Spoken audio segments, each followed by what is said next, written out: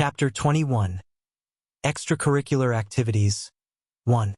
Inhaling deeply, I recalled the burn, the familiar smell that wafted through the air, and the calmness that it brought me. I used to once hate the smell, but with time I grew to love it. My mind emptied each time. It eased the pain, relieved the stress, and infused vibrancy into my otherwise colorless world.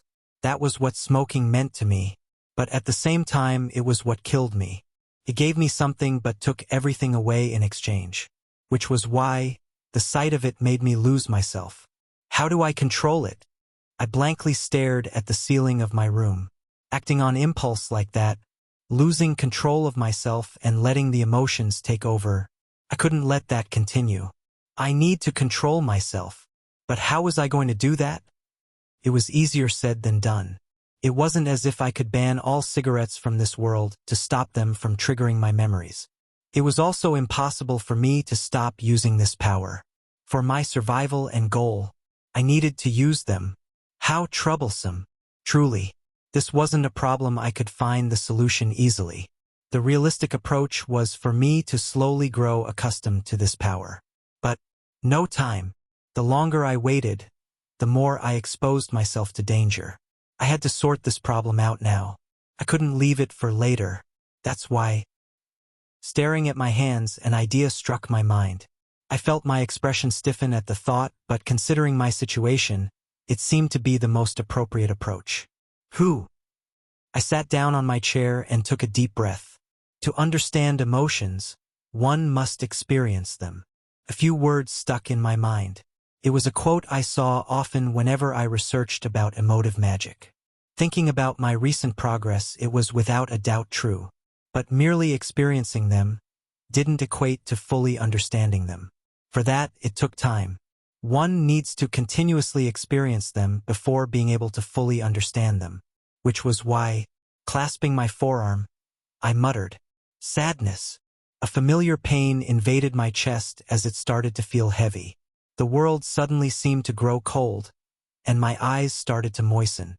I bit my tongue and held the tears back. I had to take calm and steady breaths each time. The pain made it hard for me to focus, but I still held on.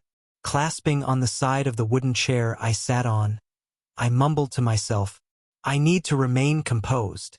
I couldn't let the emotions take over my mind like last time. I needed to maintain my composure. My aim in all of this was to develop emotional resilience by deliberately subjecting myself to various emotions. Compared to the time when I just came out of immersion, the emotions I was experiencing were milder. Mainly because my understanding of them wasn't very strong. The only reason they had such a great effect the first 2 times was because of how concentrated my emotions were when I came out of the immersion. Even so, drip. It wasn't easy. Staring at the tear that stained my pants, I closed my eyes before muttering, "Anger." Grip. My grip on the chair intensified and my chest started to rise. A new emotion took over the last and my face crumbled. The sudden shift in emotion made it hard for me to keep my mind clear. A fire brewed in my chest. My breath quickened. So did my pulse. My jaw was clenched so tightly that it started to hurt. Even so, I kept myself rooted in my seat. Even as the world turned red and my vision narrowed, I kept myself rooted in my seat. My hands shook, but my thoughts remained clear. See control. I forced those words through my clenched teeth. All right. I needed to control myself. I couldn't let myself be controlled by my emotions again. Never. Haven had extracurricular activities. In simpler terms, clubs. With the world being grim and the student reality harsh, clubs were set up as a way to ease the mental burden on students. Swimming, football, exercise club, cooking. There were a lot of clubs to choose from physical ones to non-physical ones. The choices seemed endless. Comedy club? My eyes lingered on comedy club for a few seconds too long. Enough to warrant Leon's attention as he turned to glance my way.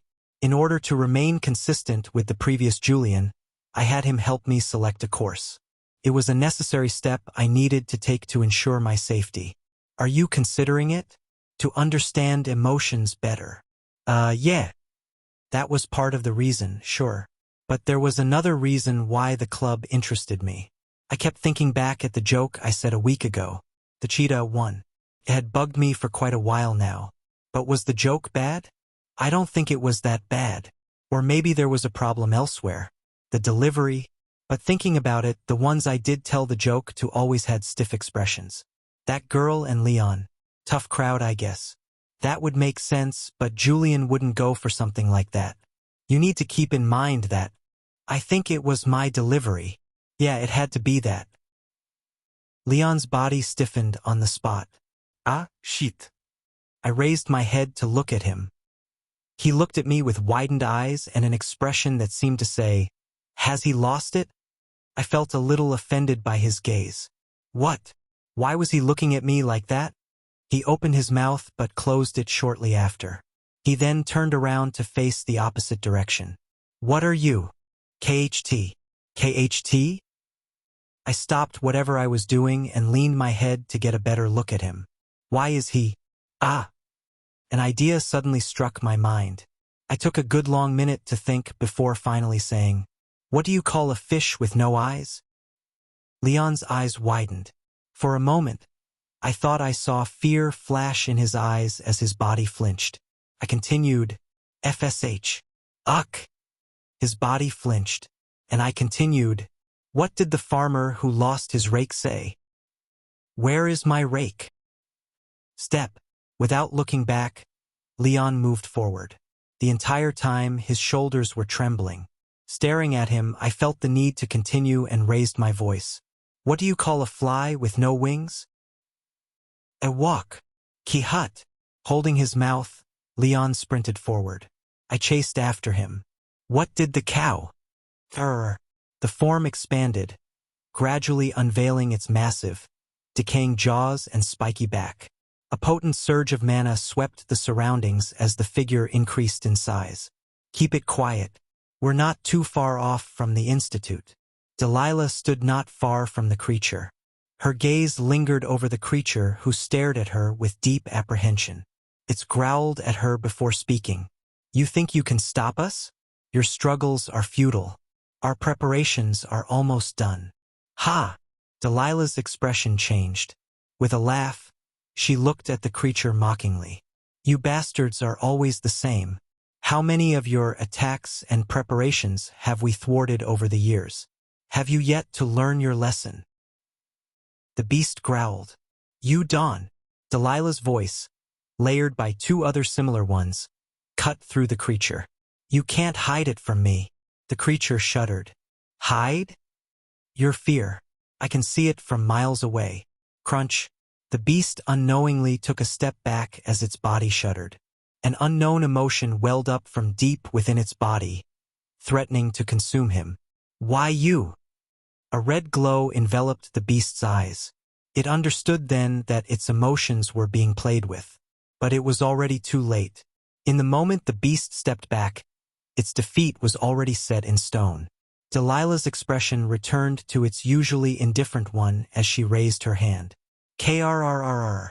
The beast screamed, but it was futile. Within moments of her raising her hand, the space around the beast compressed, and the echoing sound of bones cracking filled the air. Thud. Just like that, a terror-ranked beast had died. You do duck. But something strange happened the moment the beast died. Black foam escaped its lips and its figure shrank to reveal the silhouette of a figure. A human. Crunch, crunch. Delilah halted a few meters away from the body, her eyes coldly tracing it. Eventually, she bent down and turned its arm over. A four-leaved clover appeared in her vision. As expected, she let go of the arm, and ambers floated in the sky as the body gradually disappeared from view. Crackle! Her cold eyes remained fixed on the disappearing body. Gradually, her mouth parted open to mutter, "Inverted sky." A figure appeared in her mind, one that she wholeheartedly preached to be the Black Star. A crack yet again formed on her expressionless face. I hope I'm wrong. Chapter 22. Extracurricular Activities 2. It was Friday, the last day of the week. Just like that, the first week at the institute was almost over. Today marked the second week of my transmigration. Time seemed to have flown by during those 2 weeks. I could still vividly recall everything that had happened on the first day as if it were yesterday. Quite frankly, I was tired, both physically and mentally, but I was slowly starting to adjust to this world. Slowly but surely, I was getting there. I just needed a little bit more time. Here you go. I glanced at the letter that sat on my desk, and I looked up. It was the last lesson of the day, and I was just about to pack up when he suddenly showed up out of nowhere. What is this? An invitation, Leon answered flatly. I thought about having him elaborate but chose otherwise and just opened the letter. I was bound to find out anyway. To Julian of the Ivinus Barony.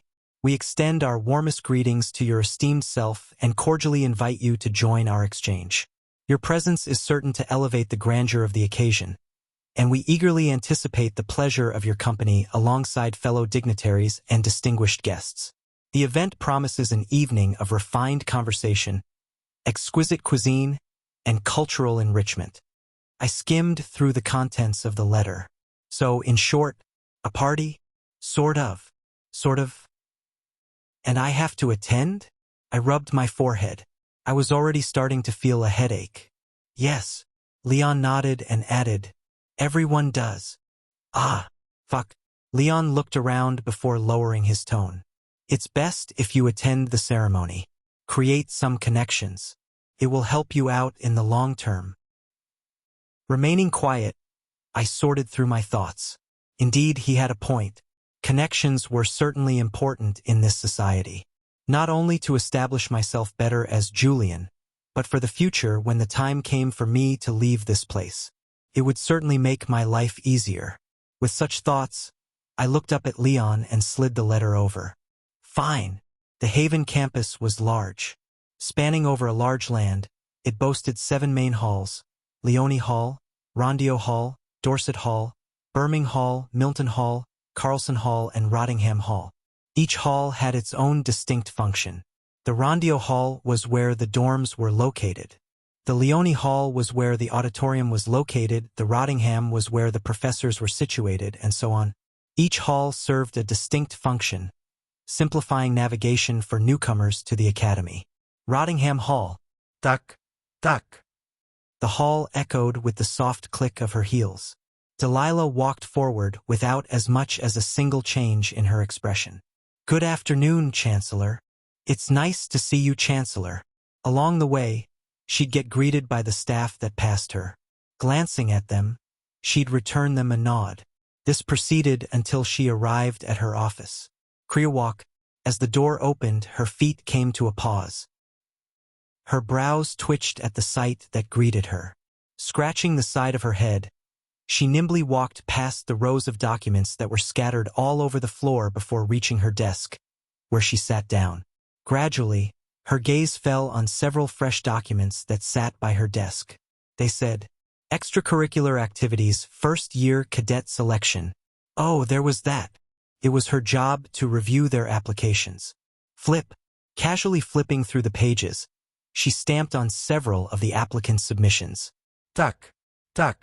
Her stamp raised and fell continuously, until her eyes fell on a certain application. It was none other than Julian's. Comedy Club? It was a fitting choice after a little bit of thought. Probably had to do with his powers. The stamp hovered over the application when, maybe not, she stopped herself. Though her assumptions about him had yet to be proven, she still didn't feel reassured to leave him to his own devices. Therefore, hold. She put the application on hold. Duck. For the next half hour, she sorted through the documents in front of her. By the time she was done, her head throbbed. Reaching out for her drawer, wrappers scattered on the ground when she opened it. Not minding it, she inserted her hand in and dug through the mess before finally finding what she wanted. A chocolate bar. The most peculiar part of the bar was the sticker that stuck on top of it. It said, Property of Delilah. Yeah, because this was her bar. She bit into the bar. HAA. Only then did her expression relax, and so did her shoulders. Finally, she redirected her attention to her desk, where a crystal device sat. It was glowing faintly. Shoving the chocolate into her mouth, she tapped on it. A voice echoed across the room shortly after. Delilah! It was deep and filled with authority. Tossing the wrapper, Delilah replied flatly, I took care of the problem. What was it this time? Still manageable. Nothing much yet. A terror rank. Terror rank. A certain gravity seized the room after Delilah's words. A specific classification existed for those originating from the mirror dimension. It was one that the four empires came to a consensus with. The ranks were as follows: infant rank, junior rank, terror rank, destroyer rank, and primordial rank. The fact that a terror rank beast had shown up near the premises of the Institute served as a deep reminder of how grave the situation was. It seems like they're becoming bolder and bolder. When was the last time they sent someone this powerful? Maybe a couple of years ago? I'm not sure. As she spoke, Delilah's hand reached out for her drawer again, and she took out yet another chocolate bar. But it wasn't anything worth paying attention to. A terror rank was a monster that had the equivalent power of a high wizard. Her trivialization of its power showed just how powerful she was. Were there any other problems? Delilah pondered before carefully saying, It seems like they're planning something, but I'm not quite sure what. I've already raised the security of the Institute, so we shouldn't have any problems, but you might never know. Yes, make sure to keep alert. We've already stopped many attempts over the years, but you might never know when they will make a breakthrough. Understood. The call seemed to end on that note, and just as Delilah planned to end it, she heard his voice again. Oh, there should be a gathering tonight. Are you going to be attending? Gathering? Did you forget? So you did. I didn't. For some reason, Delilah felt the need to deny it. Her pride wasn't allowing her to admit that she had forgotten. Because she really had forgotten. Oh, that's good. I'll be seeing you there. Then, I'll be going now, and clean your mouth. The call ended on that note. Stunned, Delilah reached for her lips, where traces of the chocolate remained. Her brows slowly knit together. How did he know? It was late into the night when I reached the destination. Since it wasn't far, we walked along the campus road to get to the place. The venue sat at the academy's outskirts amidst a cluster of villas. The chosen gathering spot distinguished itself effortlessly.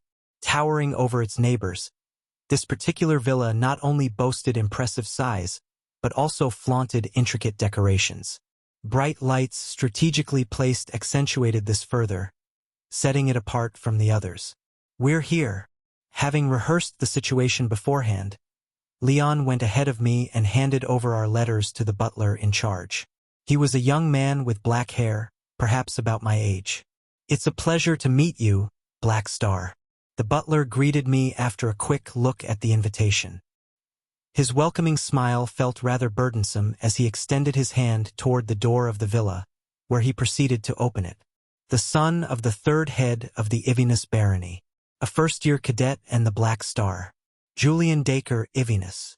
Having already been briefed beforehand by Leon, I wasn't startled by the sudden announcement. I was, however, struggling to keep my face composed. I know this is something nobles do, but does it really need to be this exaggerated? There was also the issue regarding all the attendees who were now directing their attention toward me. Please have a pleasant night, the butler added, as if he was trying to add salt to my wounds. Who? Taking a deep breath, I proceeded forward toward the hall. I once again reminded myself of my identity. I'm Julian Dacre Ivinus. The Black Star and the number 1 ranked cadet in the first years. When people look at me, they are the ones who grow nervous. Not me. And with such thoughts, I headed deeper into the venue. There were a lot of familiar faces as I moved forward. From members of my class to some of the staff and professors I had met over the past week. There were also many unfamiliar faces, some old and some young. But there was one person that stood out the most out of all of them. She seemed to be the center of attention, the one where the focus gravitated toward. Aoife K. Megrail, the Empire's one and only princess. In a one-piece red dress that accentuated her striking red hair, she stood out, her beauty eclipsing many of those present. Graceful movements and an elegant demeanor added to her image as she eloquently conversed with those engaging her in conversation. Just as I noticed her, she noticed me. I thought nothing of it and prepared to look away when, all of a sudden, she smiled. Smiled? I was momentarily taken aback. So did the many that were looking at her. By the time I regained my senses, she was standing in front of me. I felt the attention of all those present in the room. And just as I looked down to wonder what was happening, her glossy lips parted open, and her crisp voice gently reached my ears. "I've been waiting for you." She extended her hand. "Would you give me the honor?" The fuck? Chapter 23. The one the world rejects. 1. It's a pleasure to meet you, Princess. There are a few matters I'd like to discuss. Princess, it's truly an honor to have you here. May we have a moment to speak? Princess. It was the same as usual. Nothing had changed. The lights shone brightest her way, with everyone seeking ways to approach her. Gatherings were burdensome to her. It wasn't that she didn't understand their importance. She did, but they weren't something she looked forward to. The weight of her role weighed heavily on her shoulders. "I'll do that." Aoife lightly massaged her cheeks. They had grown stiff from the prolonged smiling. It was proper decorum for her to greet everyone with a smile. Outwardly, she had to maintain perfection. There could be no flaws in her appearance. Like a thornless rose. "I'll most certainly find the time later to discuss the matters with you." "Haha, is that so? Thank you so much." The man she was talking to was quite handsome in appearance. With short brown hair and deep green eyes, he stood out from the rest. Although he wasn't from a notable household, his magic was strong. He would certainly make for a good connection. But the smell. Aoife felt her nose scrunch up with each breath. His entire body was clouded with a thick plume of perfume. A very powerful one at that. The smell was so overbearing that Aoife had a hard time keeping her face straight. "But is it possible to talk about it now?" Lines were slowly being crossed. "Unfortunately, I am busy." Aoife shook her head and made her rejection clear. "Haha, it won't take long. Please hear me out." I'm sorry. He insisted. "It really won't take that much time. I insist." The son of the third head of the Ivinus barony. A first-year cadet and the Black Star. Julian Dacre Ivinus. A certain name resounded across the hall, and the noise inside the venue quieted down. Heads turned, and the doors swung open. Wearing a black outfit clothing that perfectly accentuated his appearance, his entrance captured the attention of everyone in the room. With chiseled features and calm and steady strides, he exuded an air of nobility. His dark, wavy hair framed his perfect features. The noble's piercing gaze carried a magnetic allure, leaving an indelible impression on those who settled their gazes on him. "He's here. Isn't that? That's him, right?" Whispers spread across the hall as people talked about him. "He's here."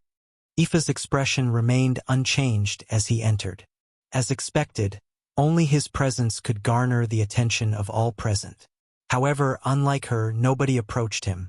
He too was a rose, but unlike her, he was filled with thorns. One that kept those away from him. He could only be admired, but not touched. A trait that made Aoife envious of him. But she wasn't like the rest. "Tak." Her heels clicked on the marble floor as she advanced. All eyes were on her as she moved forward. The distance between the two shrank. And she was soon standing in front of him. There wasn't much of a change in his expression. He simply stared at her. His gaze felt pressuring, almost intimidating. As expected of a rose filled with thorns. Just standing next to him felt daunting. That said, "I've been waiting for you." Aoife's lips pulled up and she extended her hand. "Would you give me the honor?" Mere thorns weren't anything Aoife was worried about. "Should I take the hand?" I looked at the outstretched hand. Feeling the gazes of all those around me, I lifted my gaze to look at Aoife. What is she thinking? I struggled to understand the motive of her actions. Was there some sort of secret agenda, or was this some sort of whim? I doubted it to be the latter. How troublesome. It wasn't as if I could refuse her in front of so many people. Furthermore, even though I didn't want to have anything to do with her due to the vision, I knew not to antagonize her. Perhaps the reason she killed me in the vision was because of the way I behaved. That wouldn't do me any good. Distance was good, but not at the cost of them hating me in the process. Therefore, it would be my pleasure. I accepted her offer and took her hand. Her expression subtly changed to one of surprise, but she was quick to hide it. With a thin smile, she lowered her head. It's settled, then. The two of us walked toward a more secluded area. Though there were still eyes on us, they were significantly less than before. None of them seemed keen on approaching us. I glanced at her as she walked alongside me. Apparently understanding my gaze, she pursed her lips to reply, I needed a little break. Oh, I figured that much. But was that all to it? That's all. Her words seemed to clarify that point. But I didn't trust her. It must be tough being a princess. Would have been tougher if I was the Black Star. Was it just me? Or did she sound salty? I raised my brow to look at her. She frowned. I'm not. I didn't say anything. Your face says it all. Did it? I grabbed a nearby cup and slowly savored the drink. But, just as I took a sip of the drink, I felt my brows crease and my tongue shrivel up. That's grape juice. I figured. I put the drink down. Did I hate grape juice? No, not really. I didn't mind it. However, there was something about the drink that my body rejected. Sweet. It was sweet. Way too sweet for my tastes. Sweet. When Aoife tried the drink, her eyebrow rose. She looked at me with a gaze that seemed to say, What are you talking about? I tilted my head. Does she not feel the same? It's too much. You are weird. Me? Try this. She proceeded to hand me a small pastry. I looked at her weirdly. Why? Try. She insisted. I thought about rejecting her, but seeing how insistent she was being, I decided to go along with it and took a small bite. It wouldn't hurt anyway. The moment I took a bite of the pastry, my lips pursed together and I momentarily forgot how to swallow. Regardless of how hard I tried, it just wouldn't go down. What the? As expected. Aoife's lips pulled up in realization. You can't take sweets. I grabbed the nearest tissue and spat out the pastry. When I glanced at Aoife, I noticed a subtle shift in her expression. It was as if she found something amusing. I guess you aren't as perfect as you make yourself out to be. What does that even mean? And why does she look so satisfied? You! My mouth had just parted open to say something when I realized that she was already gone. When did she? As I glanced around, I found my eyes tracing her back. For some reason, staring at her back, her steps seemed lighter than usual. Crazy. A sudden tug of my clothes attracted my attention. I looked around but was left confused. Nothing. WH. I lowered my gaze and met two eyes. Stare. They stared at me with incredible intensity. But, a child. They belonged to a child. A little girl with long black hair and large crystal eyes. Her appearance was extremely cute. What is a child doing here? Cuteness aside, I was confused. What was she doing here? Wasn't this supposed to be a gathering of important people? Perhaps a child of a professor? Stare. Her stare turned even more intense. It was as if lasers were shooting at me. What? The child didn't reply and merely shifted her gaze. Following her line of sight, I realized. I held up my hand. The one that was holding the pastry. You want this? Nod. Her head bobbed up and down as saliva drooped from the corner of her mouth. She was quick to wipe her lips. The sight was an amusing one. Here. I handed her the pastry, which she quickly took and shoved down her mouth. The sight left me momentarily stunned. What sort of situation was this? That said, staring at her, my lips gently moved up. Clean up your mouth first. Taking a tissue, I dabbed her mouth. Here too. There were crumbs all over. Just how are you eating? She reminded me of my brother a lot. Ah. I stopped when I realized what I was doing. She reminded me of him so much that I had acted out of impulse. Thankfully, she didn't seem to have minded as she continued to eat the pastries in peace. I sighed in relief and leaned back on the table. I didn't know how to feel. I was once again reminded of the fact that my brother was no longer next to me, that there was a chance I could never see him again. A little part of me told me to move on and give up, to forget about my old life and move on. Such thoughts haunted me every day. But couldn't. I just couldn't. Throwing away my past meant rejecting the very existence of my brother. I couldn't do it. Even if it meant I was chasing the impossible, I didn't plan on giving up. I lowered my head to stare at my hands. But why can't I progress? Even though 2 weeks had gone by, and I had been practicing every day, I couldn't grasp my other magic. It was as if it rejected me. Regardless of my struggles, I wasn't able to make any progress. It was frustrating. I knew that I had to be patient, that I would one day get there. But how long did I have to wait for that day to come? My days were running low, and the gravity of my situation was starting to sink in. I didn't have long. That much was true. Chapter 24. The one the world rejects. 2.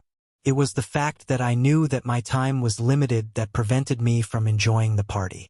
Seeing everyone converse and interact with one another, I felt a sense of estrangement, alienation, as if I didn't belong here.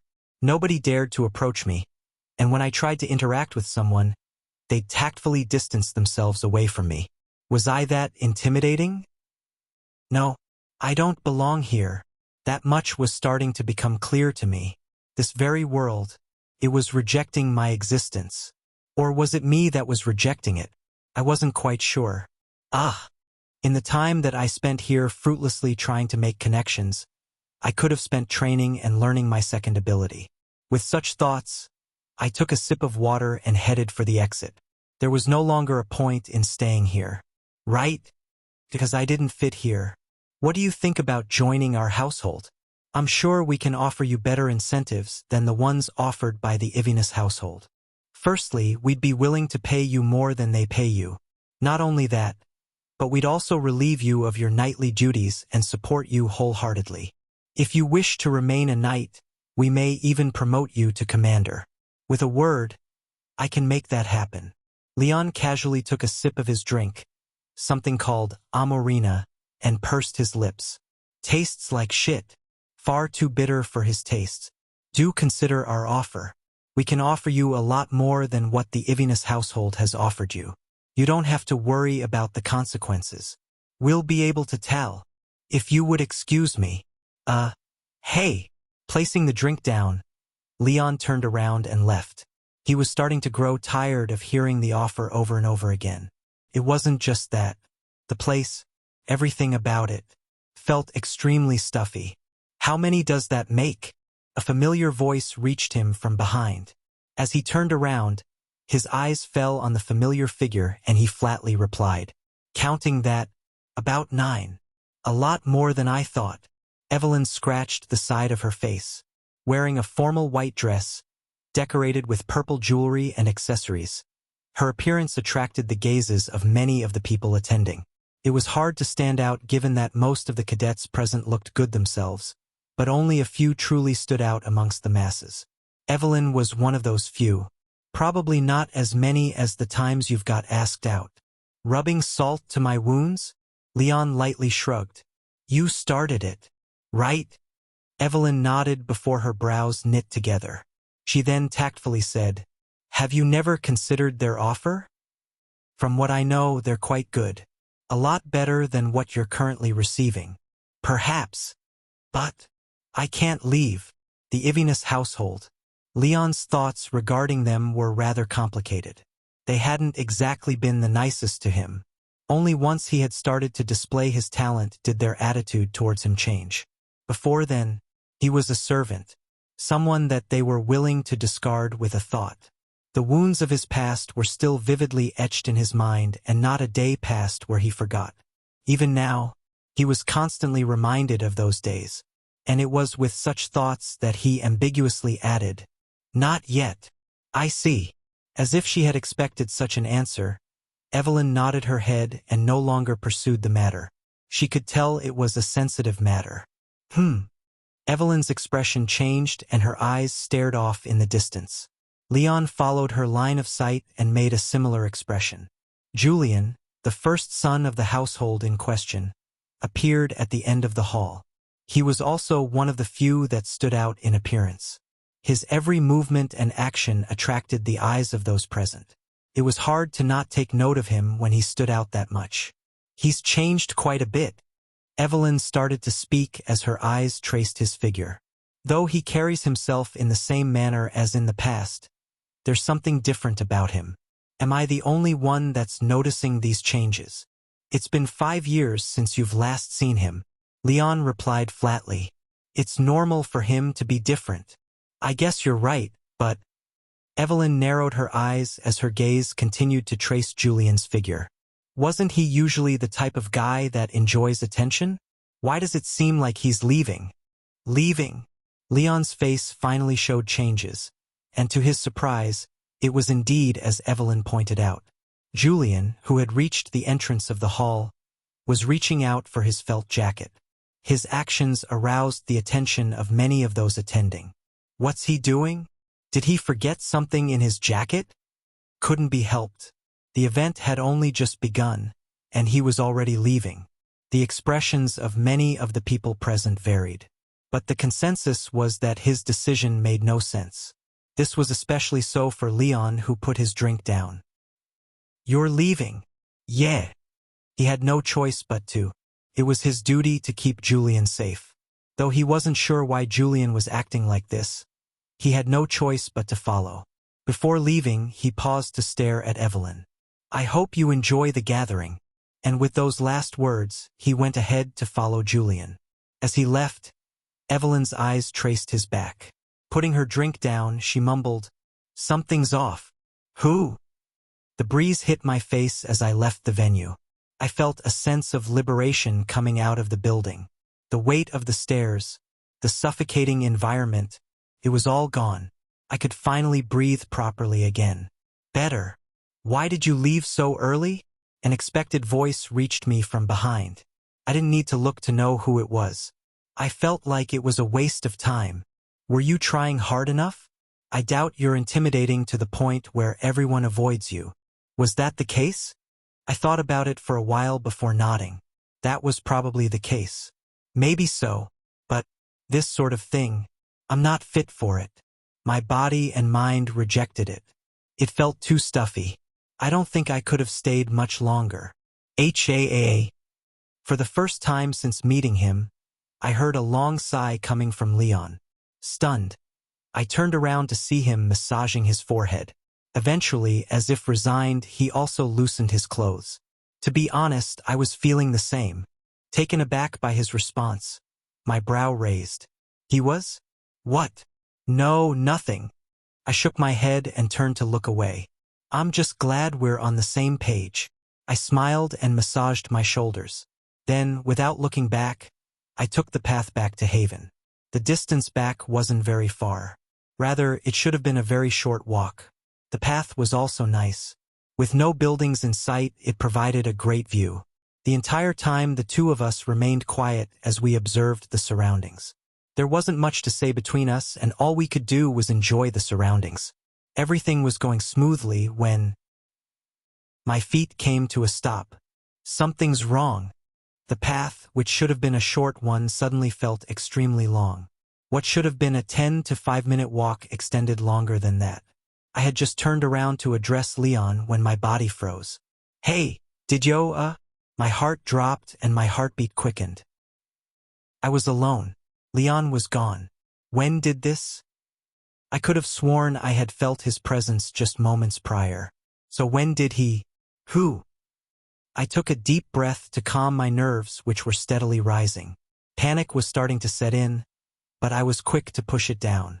Good thing I trained myself for these situations. Though I was still in the beginning stages, I didn't let fear cloud my mind, take control of my body. And just as I managed to calm myself down, blink. The world changed with a single blink. The familiar path disappeared, and replacing it was a dense forest. Trees surrounded me from all sides while the moon hung in the sky. It was a familiar environment, and my heartbeat, which I had barely managed to calm, started beating crazily. Ba, thump, ba, thump. It drummed powerfully in my mind, overtaking my thoughts. This place, a familiar environment, one that I distinctly remembered even now that a week had passed. Vision. Only one word escaped from my mouth, but it was all I needed to say to understand my situation. This place, the trees, the moon that hung in the sky, it was all from the vision I had seen last week. It can't be. A part of me wanted to refuse the situation, deny that this was really happening, but, staring at the familiar environment, I knew this was the reality. My reality. Shit. A curse inexplicable escaped from my mouth as my heart drummed with even more force. It beat with such force that it made it hard to think.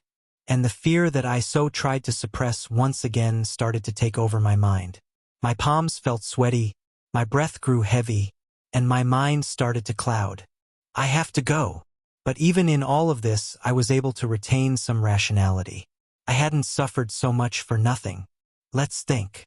My memories of the event were still clear in my mind. All the details from then were still vividly etched in my mind. In the vision, I recall heading a certain direction. It started with me running in a certain direction before meeting a hooded figure who then proceeded to kill me. I looked around and searched for all the details. Eventually, a direction became clear to me. The hooded figure is that way. That much was clear. But what now? Run? That seemed to be the only logical conclusion. I was still weak, and whoever was responsible for this was stronger than I was, let alone the fact that I was still unable to use my other magic. The only magic I could actually use in combat. At this moment, I was useless, a walking target. If only. I clenched my jaw and stared at my hands. A deep sense of frustration welled up within me as I stared at them. But just as fast as it came, I pushed it down. Now was not the time. Processing all the information, I looked back in the direction of my memories and turned away. Russell. For now, this was my only option. Chapter 25. The one the world rejects. 3. With my vision obscured by the darkness, all I could perceive were sounds. Russell. The sound of the bushes moving past me. H-A. H-A-A-A. The sound of my breath. Crunch, crunch, the crunching sound of my feet stepping on the foliage beneath. How long had I been running for? I had lost track by now. I had been running so much that my legs were starting to feel heavy and my lungs were on fire. Questions such as, did I run far enough? Am I safe? Can I stop? Repeatedly flooded my mind as I continued to move forward. My mind wavered in such moments. Will the ending be the same as in the vision? Am I destined to die? H-A-A-A. I took a deep breath and stopped. I wasn't scared of death. Death was something I had already experienced.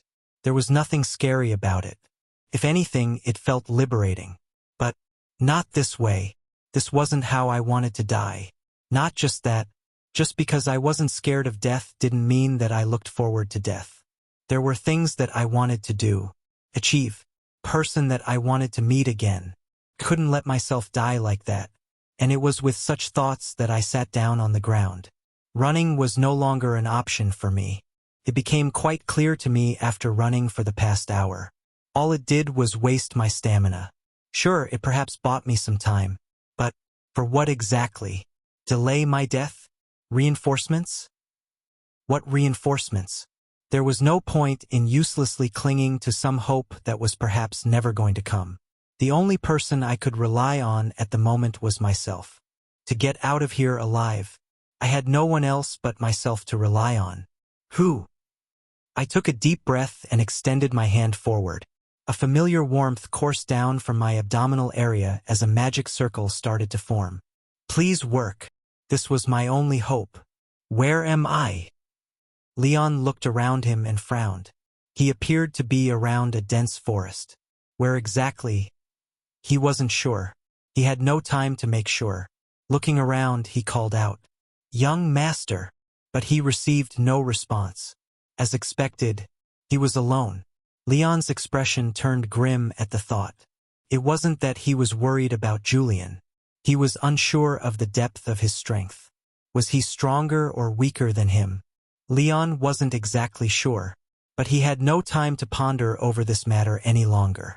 Sensing something, his expression changed and he lightly stomped his foot on the ground, pushing himself back. Bang! Just as his body moved, the spot which he had been standing on just moments prior exploded. Pieces of debris flew in the air as a cloud of dust rose in the air, masking Leon's sight. Tisk! A rough voice echoed shortly after. As the cloud cleared, a hulking figure draped in a large black hood emerged, casually holding an axe over their shoulder. "You're a lot more slippery than I thought," he began to say, the air trembling at the tone of his voice. Leon's eyes narrowed as he slowly unsheathed the sword from his hips. Sheeing, he looked around before saying, "Where is this? And who are you?" Rather than answering, the hooded figure massaged its chin. "I was told you were different. As expected, you really are different. I didn't think you'd be this composed in this situation." Leon remained silent. He was carefully scoping out his surroundings. Areas where he could escape in case he couldn't handle his opponent, advantages he could use, and so on. Nothing escaped his sight. "I see what you're trying to do." Almost faintly, Leon caught what appeared to be a smile under the hood. "Commendable. Observing your surroundings to increase your advantages. Finding escape points in case you're at a disadvantage. I can see what you're trying to do. But..." Bang! Stomping his foot on the ground, the hooded figure disappeared from his spot, reappearing right in front of Leon in less than a second. Axe held with both hands, he whispered, "Just like the other guy. There's no escape for the two of you." Swoosh! And he swung down. "How long has it been? 1 hour? 2 hours? 3 hours? A day?" I had lost track of time. I hadn't moved the entire time and kept my focus entirely on the magic circle in front of me. But 1 rune, 2 runes, 3 runes, 8 runes, 9 runes, 10 runes, 11 runes, TZZZZ, KH. I still couldn't make any progress. Even after all this time, after doing everything that I possibly could. Shit. Why? Why? Was I just being too hasty? Was that it? From what I was told, simply learning to be able to use a spell shouldn't take more than a few hours. So long as one was adept at it, they could learn it. It was what I had learned in the 2 weeks I had been in this world. So? TZZZZ. Why? Why was it that I still couldn't learn it? Did I need more time? But I didn't have time. This was the only thing I could do. My other power couldn't be used to fight the person in the vision. There was nothing else I could do.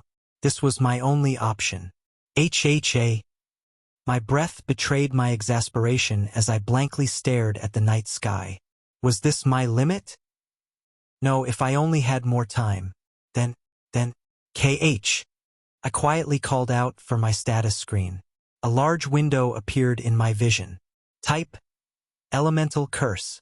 Why was it that I was able to grasp emotive magic so easily, and yet struggle to understand this magic? Was it because of my ability? Or was it because I wasn't truly capable of understanding this magic? Yet again, I was reminded of one fact. I didn't belong to the world, right? I'm just an existence that casually entered this place. The reason why I was struggling so much, why it was so hard for me to learn, it had nothing to do with talent. I was simply not meant to have learned it.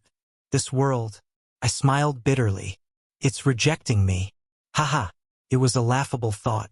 But even if the world was rejecting me, I had no choice but to continue. Again, I stared at my hand and channeled the mana from my abdomen. A familiar warmth flooded my body. 1 rune, 2 runes, 3 runes, 5 runes. Tzzzz. I tasted failure. Over, and over, and over again. Drip, drip. Blood continuously dripped down from my nose as my eyes grew blurry. I was getting tired. Tired of the meaningless practice that held no progress. It had stopped at 11 runes. There was just 1 rune that I was missing before the magic circle would complete. But, tzzzz. That step seemed an impossible one. It slowly started to sink in my mind. This is meaningless, right? Tzzzz. Why waste time? Tzzzz. Practicing something. Tzzzz. That wields no progress? I finally lowered my hand and closed my eyes. My mana reserves were almost empty and exhaustion had taken over my body. In the end, I was just meaninglessly struggling, chasing after something I wasn't meant to achieve. If I had more time then, I'd have pursued things differently, but I had run out of time. Cough! Cough! My hands stained with my blood as a familiar fire raged up in my lungs. It became even clearer to me that my time was up. And as if to further confirm this, the nearby greenery rustled. Rustle! A hooded figure emerged from behind the bushes. So that's where you were. You really made it hard for me to find you. Thankfully, I was able to track you through your scent. Or I really would have never been able to find you. His poise, his voice, they were all similar to the one in the vision. Finally, he stopped and stared at me. A surprised sound escaped his lips as he stared at me. Would you look at that? I knew you were weak from your mana signature, but I didn't think you'd be this weak. Is that so? With what little energy I had left. My voice layered and I forced myself up, dashing away from the area. Ho-ho! Was that your emotive magic? The hooded's figure calm voice echoed from behind. Not bad. Not bad at all. My chest almost stung. Really? What an interesting power. It's a good thing I came prepared. Rustle. I ran through the forest, feeling the rough branches scrape against my skin. The underbrush clawed at my legs, leaving stinging cuts all over. But I paid them no mind. 1 rune, 2 runes. As I ran, I made sure to focus my attention on my hand. The runes were slowly piling up. Tzzzz. But even in such a situation, failure seemed inevitable. I gritted my teeth and continued running. The situation seemed hopeless. My emotive magic seemed to not affect him. I couldn't comprehend the other magic, and I was on my last breath. H-A-A-A. At some point, my leg wobbled. Crash, and I fell face first against the ground. Uck! I scraped the ground in an attempt to help myself up. But, thud, I couldn't get up.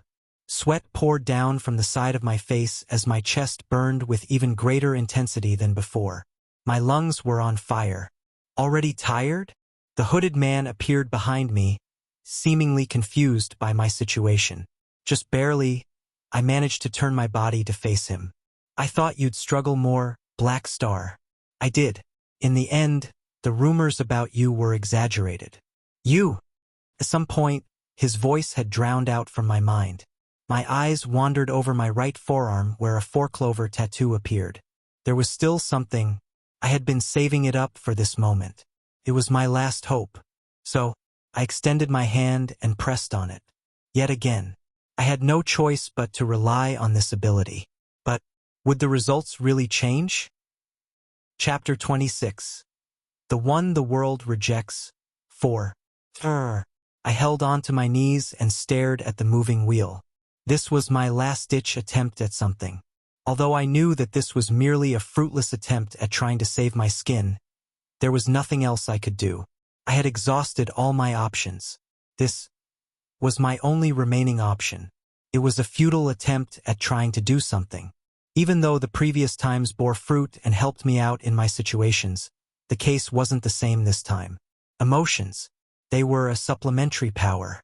A tool used to help in certain situations. But, that's it. By itself, they couldn't help me in this situation. I was doomed. I knew it. And it was because of this that the sense of frustration that I felt further intensified. Damn it. If only. The wheel stopped. Red. Anger. The world around me changed. It turned white. HM? I looked around me and frowned. Unlike the previous experiences where memories or environments appeared, the world remained like this. Completely white. What? I lost control of my body. It wasn't an unfamiliar experience as it had happened to me once before. I didn't reject it. I let it guide me and my body slowly sat down on the ground. What?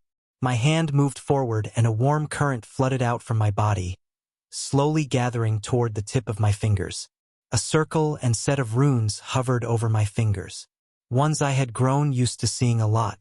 This is 1 rune, 2 runes, 5 runes, TZZZZ.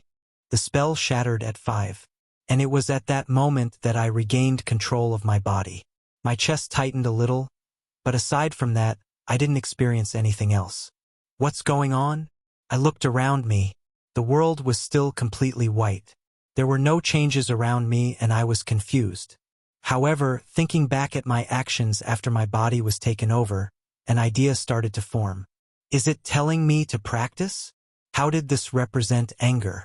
Or was it that my powers understood my situation, that I was fucked? Regardless, who? I took advantage of the situation and started to practice again. One after another, runes started to connect. Rune 1, Rune 2, Rune 3, Rune 4, Rune 5, Rune 6, Rune 7, TZZZZ. Fail. Nothing surprising. I had lost count of the many times I had failed by now.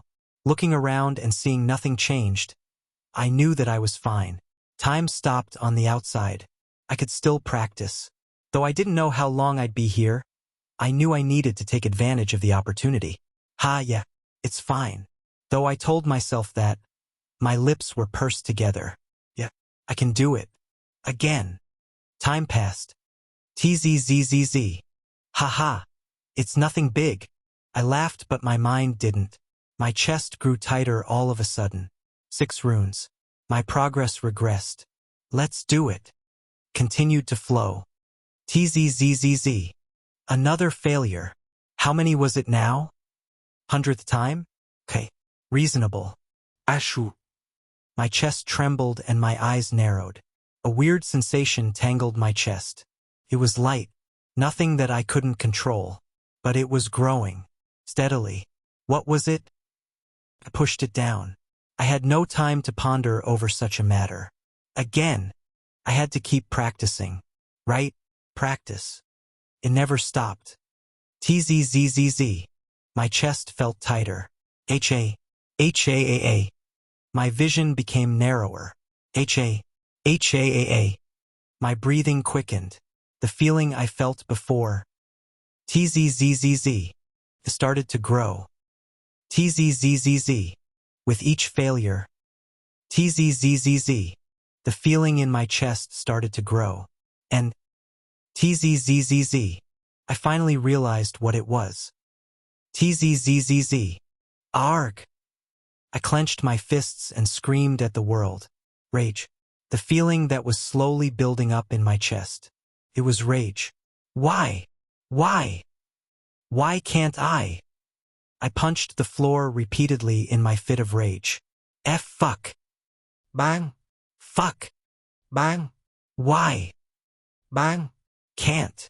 Bang. I do it. Bang. Ha. My head felt light. All I could feel was a strange pulse in my head as my thoughts disappeared, and all I could think of was my repeated failures. How many times is it now? Why can't I do it? What is wrong with me? I continued to scream at the sky as I felt my veins bulge from my neck. Am I really that shit? Is that the fucking case? I couldn't accept it. Fuck. I didn't want to accept it. So, I continued. But, TZZZZ. Despite all my attempts, I continued to fail. And the more I failed, the angrier I got. Damn it. I trashed my surroundings, screaming at the sky with all my might. Bang! I punched my face. It seemed to relieve some of the frustration that I felt. So, bang, bang. I punched it again. Faster. Bang. Stronger. Bang. And faster. Bang. Bang. And motherfuck. Ack. I screamed again. Ah. I let everything out. I knew that my current appearance was pathetic. That I was pathetic.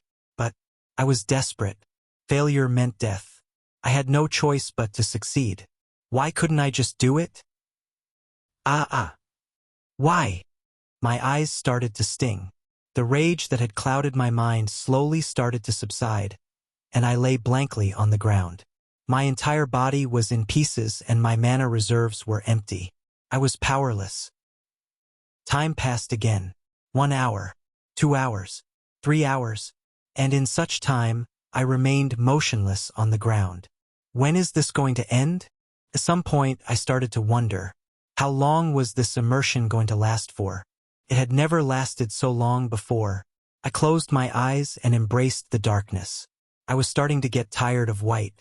When I opened my eyes again, a little more time had passed. I was still stuck in the white space. My mind had recovered, and so did my mana. Sitting up straight, I extended my hand. Again, and tried again. Time flowed. A week passed like this, or something like that. I had lost track of time. In the time, the only thing I did was practice. Hunger, thirst, and sleep weren't a problem for me. I could practice for as long as I wanted. But, tzzz. Once again, I failed. I reached out for my head to pull my hair, but there was nothing left. I had already ripped out all the hair on my head. Damn it! Rage had already taken hold of me, but even that had its limit. In another week, I had lost my voice. I slumped down on the ground and blankly stared at the white world. I was tired now. So tired that the anger that had taken control of me was slowly starting to subside. When will I get out? Wasn't this enough? For how much longer did I have to be here? I already understood anger. So, let me out.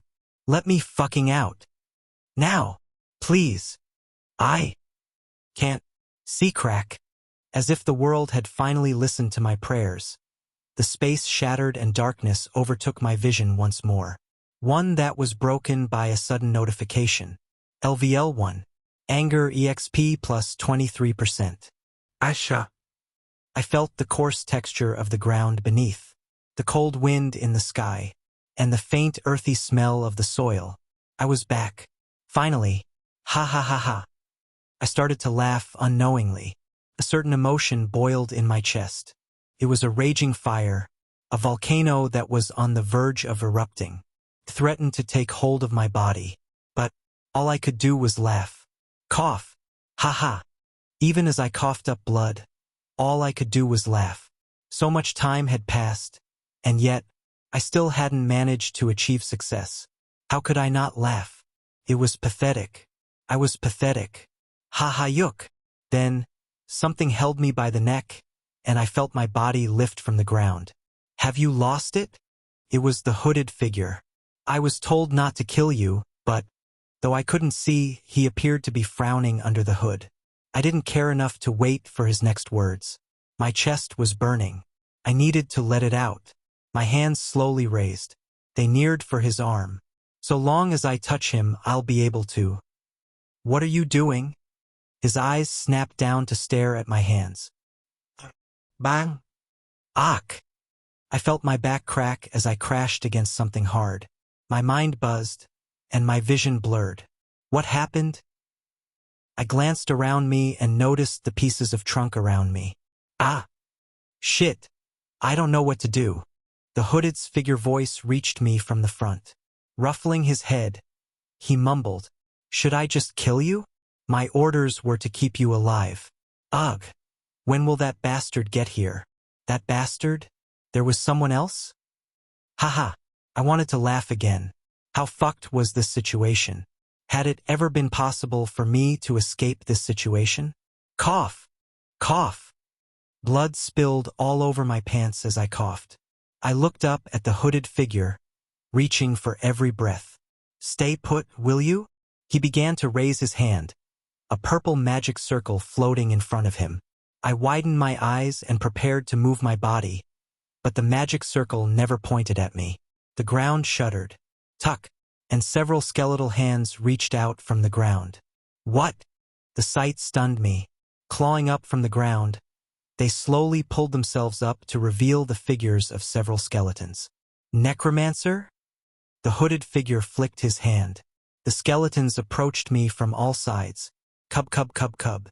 That should keep you from moving. Don't even think about using your powers on them. Unlike me, they don't have feelings." "This?"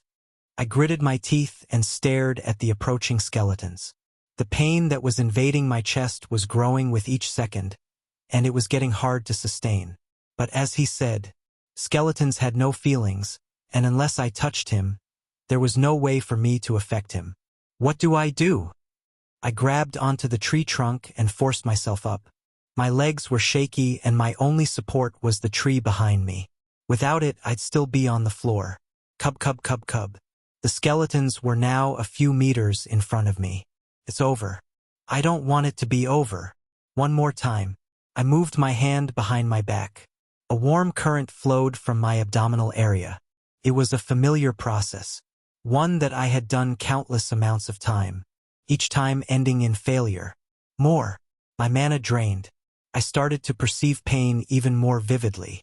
The pain from my broken back, the pain in my mouth and the taste of my blood, the fire raging in my lungs, and the boiling feelings that were spilling from my chest.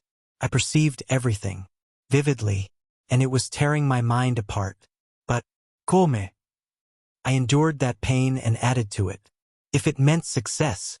Rune 1, Rune 2, Rune 3, Rune 4, Rune 5, Rune 6, Rune 7, Rune 8, Rune 9, Rune 10, Rune 11.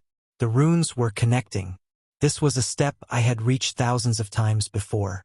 I always failed here. A part of me was already expecting my inevitable failure. I thought it'd be like this even now. I really did. But then, click. Ah! As if some shackles broke free, my mind cleared. The mana flowed without interruption. It didn't stop and shatter like it usually did. As if a path had formed, the mana in my body flowed toward an end. I could feel the mana bend and twist at the tip of my fingers. Purple points scattered around my vision. They were spread apart, but it felt like I could do something. As if I was entranced, I raised my hand which had turned wholly purple and pointed in their direction. Tangible purple hands sprouted out from that point. Ah! They clasped on the hooded figure's clothes, but they shattered almost immediately. Still, uck! It was enough. What the? The hooded figure fell on one knee. What I? My body moved forward. I stumbled forward. Raising my hand, I glanced around and tapped 3 other points around me. Hands sprouted again. They latched onto the skeletons, halting their movements for a brief moment. But that was enough. I stumbled forward, toward the hooded figure who had grown pale. Hands of Malady. It wasn't a powerful spell. However, when caught, one would experience hallucinations, nausea, and vertigo for a brief moment. The stronger one was, the less effective this was. It was because of this that I had to keep moving. As if bewitched, my steps hurried. But just as I neared him, thump, my legs faltered and I stumbled forward. Uck! No, not yet. So close. I reached my hand forward and grasped the soil. Purely out of desperation, I clawed myself forward. Time seemed to flow slowly, but all of this had happened in a matter of seconds. I had to be fast. Almost. His foot was close. So close to me. So long as I managed to touch it, it was only a few centimeters away. I was the closest yet, and yet, it felt the furthest I had ever been. It reminded me of a previous thought. The world rejects me. My very existence didn't belong to this world. I wasn't meant to be here. But was that really the case? Did the world truly reject me? Didn't. I was the one who rejected the world. The existence that was known as Julian. and everything that came with it. It wasn't the world that rejected me. It was I who was rejecting it. And that made me understand, if I wanted to survive in this world, I needed to accept who I was. Accept that I was no longer back on Earth but in a different place. One with different rules and set of morals. I was no longer Emmett Rowe. I was now Julian Dacre Ivinus. While I mustn't forget my past, I also mustn't forget my present. And with such thoughts, my hand, finally reached his foot, and I let everything out. Anger. A scream resounded. It echoed loudly in the sky as it pierced through everything. It was overwhelming. Thump. He fell on his back and held his head with both hands. I could relate. After all, he was experiencing all the anger I had felt in the immersive state. All of it in a concentrated bundle. All at once. He trashed on the ground, pulling at his hair with force. I clung to the ground and pushed myself up. It wasn't over yet. Reaching for the nearest rock, I stumbled forward, only stopping a few meters away from him. My lips trembled, and I took a deep breath. My eyes closed and my hand raised. PFTTT. Where? Blood splattered over me as I smashed down with the rock. My entire stomach churned at the sensation, and unknowingly, my mouth parted open as something came out of my throat. Blearg. It was puke. But, HAAA. Taking a deep breath, I once again smashed down with the rock. PFTTT. The sight upset my stomach further as everything flooded out of my stomach. Blearg. In my mind, the thought of killing someone and witnessing such a gruesome sight. No, he was going to kill me. I had no choice. Yes, I had to do this. PFTTT. Blearg. But even so, my stomach continued to betray my thoughts as I continued to bash the head with my hand. Blood continuously spilled all over me as I raised my hand and smashed it down. Over, and over, and over again. Thud. HAAA. I only stopped when my body could no longer move. Lying on the ground, I stared at my hands. Even as I bled, and my bones were broken, D did it. The only thing I thought about was the fact that I had succeeded, that I hadn't failed. After so much struggle, I had managed to succeed, and that felt so liberating. It tore away at all the other thoughts that were clouding my mind. Who? Gradually my eyes closed and darkness overtook my vision. I was tired, and I still didn't know what was going on. But, for the first time in a very long time, I felt joy. LVL1. Joy EXP plus 2%. Chapter 27. The one the world rejects. 5. Rustle. The bushes swayed, and a figure emerged. It was a little girl with black hair and deep eyes. Casually holding onto a pastry, she tossed it in her mouth and wiped her lips. Her eyes squinted slightly as she savored the sweet pastry. Her form started to shift. Her height started to increase, and her expression started to mature. Gradually, the silhouette of an extremely charming woman began to unfold. Glossy black hair, deep hazel eyes. Delilah blankly stared at the scene in front of her. It was a gruesome sight, one that would cause the normalest of people to feel sick. Lying beside a mushed-up body was none other than Julian, the Black Star. She recalled the scene she witnessed, and only a thought crossed her mind. He's weak, that he was weak. But his mind is not. It was strong, very strong. Not bad. All of this had been a test. Such an attack. As if it could really happen when she was overseeing the Institute, evaluating the enemy, and judging that they weren't strong. She allowed for them to do whatever they pleased, and let them teleport Julian and Leon out of the academy. All she did was follow the mana trace from the spell to get to where they were. It wasn't that far.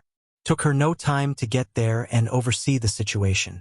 In case they couldn't handle them, she'd interfere. She had been prepared to interfere during Julian's struggle. But, yet again, he showed her why she had selected him as the Black Star. His anger, desperation. She could feel it from where she was. The image of his expression lingered in her mind even until now, to the point where she opened her lips to mutter, "Anger!" Her hands trembled, but it wasn't much. Nothing compared to how he did it. Her expression showed signs of cracking as she faintly smiled. I guess he's better than me. In the emotive field, it was a funny thought. It wasn't as though she was talented in such a field. She could use emotive magic, but it wasn't excellent. In a sense, she felt a sense of defeat. Her gaze continued to linger over Julian, more specifically toward his forearm, where a familiar tattoo rested. She wanted to see what he'd do in such a situation, catch him lacking. But he never faltered. His performance was flawless, to the point where Delilah started to question herself. Am I wrong? But clearly the tattoo he had was the same. Her delicate brows gently knit together. What a headache! Flicking her hand, Julian's body levitated upwards. Nudging her fingers, his body drifted towards her. Stopping just a few inches away, she brought her finger to his neck. Nothing serious. His body wasn't exactly in the best of shapes, but his heart was steady. There were no life-threatening injuries. He was at most tired. As for his broken bones and body, that much could be handled by the infirmary. It would take at most a couple of days for him to be fully healed. Sensing something, Delilah's head turned to face the distance. She felt a subtle mana trace coming from there. That's when she recalled. Ah, right. There was someone else that was here. Her form gradually started to blend with the world alongside Julian's. Before long, the two of them disappeared. Swoosh! Just as the two of them left, a change started to take place in the surroundings. The broken trees in the distance started to repair, the body on the ground shattered in fragments, and everything returned to how it had been a few hours prior. Rustle. The trees rustled under the breeze of the wind, and all traces of what had been disappeared. It was as if nothing had ever happened. Dark. My vision was dark, and it was cold, but that cold didn't last for long. Something warm embraced my body. Felt nice, to the point where I wanted to bask in it for a little longer. But I knew I couldn't. This comfort, it wasn't something that I was meant to enjoy. My reality wasn't as comfortable as this. That much I knew. As if a switch had been flipped, my eyes opened, and light entered my vision. Where am I? That was the first thing I thought when I looked up. It was a white ceiling, one I wasn't familiar with. My head shifted, and I managed to look down. I was lying in bed. The room I was in wasn't anything big. With a wooden table opposite the bed and a metal cabinet, the room felt rather lacking. It was bland. The pungent smell of alcohol lingered in the air as my nose scrunched up. The sterile scent hinted at the fact that I was in some sort of medical center. But where exactly? Ugh! Just as I thought to check, my face stiffened. My entire body was in pain, and I could barely lift my head. But I also understood something. I am safe. I didn't know why I felt this way. The place was unfamiliar, and yet, I didn't feel like I was in any danger. Of course, even if I was in danger, I didn't have the time to think about it. Ugh! Memories from before started to flood my mind, and my stomach churned. I hastily looked around before leaning over the bedside. And, blurk! Once again I puked. Blurk! It all came out at once. I wasn't able to hold it and just flowed out from my stomach. Blurk! My throat hurt and my eyes started to sting. I was also struggling to breathe as I barely had any time to catch my breath. It was just endless. The reality of the situation finally started to hit me. I had killed someone. Ha! It wasn't so much that I was distraught by that idea. He had been trying to kill me. I was merely defending myself. But, as I recalled the way that I killed him, the blood that spilled with each swing, the smell of it as it invaded my nostrils, the pieces of his brain that splattered. Blurk! My stomach once again turned over, and I continued to puke. But this time, nothing came out. I only made the sound, but nothing came out. I had emptied my entire stomach. There was nothing left for me to puke. I wiped my lips and took deep and even breaths. I felt like utter shit. Every time I thought back to the memories, my mouth would gag. I wished I could forget all about that memory and just move on. But I can't forget. I mustn't forget. Like I said, it was time for me to accept the world. Who I now was, and the morals of this world. I had to accept them. I couldn't stay as Emmett Rowe forever. I had to become Julian Dacre Ivinus. The world didn't reject me. I rejected it. And it was time for me to accept it. From its laws to its morals, I needed to conform my way of thinking to it. Only this way would I be able to find what I wanted. Therefore, I closed my eyes and replayed the scene in my mind. Over and over again. I tried to recall all the details, from the sounds to the smells.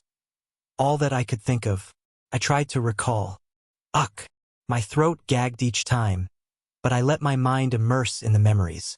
I knew that this wasn't going to be enough, that it was going to take time for me to adjust to this sort of mentality, but one had to start from somewhere. And this was my starting point. Kriak. The door of the room creaked open as a figure draped in white robes entered. With tall blonde hair and green eyes, he scanned the room inside. I was wondering why there was so much sound. He flicked his hand once, and all the puke on the floor disappeared. So did the smell, which made me feel better. Let's start with the introduction. I'm Dr. Gable Wright. I'm in charge of healing you. Oh, I lowered my eyes and sat back. Am I at the institute? Oh, you're aware. MHM. It wasn't that hard to figure out. I had been thinking about it for a bit, but was it really possible for something like this to happen under the watch of the institute that boasted itself to be the #1 in the empire? No. That was most likely not the case. But if that was the case, why did something like this happen? Were they just incompetent? Or was there more to it? Fucking game. The Chancellor personally brought you back here in the middle of the night. Nobody is aware that you're here yet. Taking out a wooden pad, the doctor glanced at it before continuing. Broken collarbone, 3 fractured ribs, a punctured lung, spinal fracture. What sort of situation did you get yourself into? Ha! I inwardly laughed. I wanted to know, too. In the end, I was going to be stuck here for a bit. Great. Well. Putting the clipboard down, he ruffled his hair.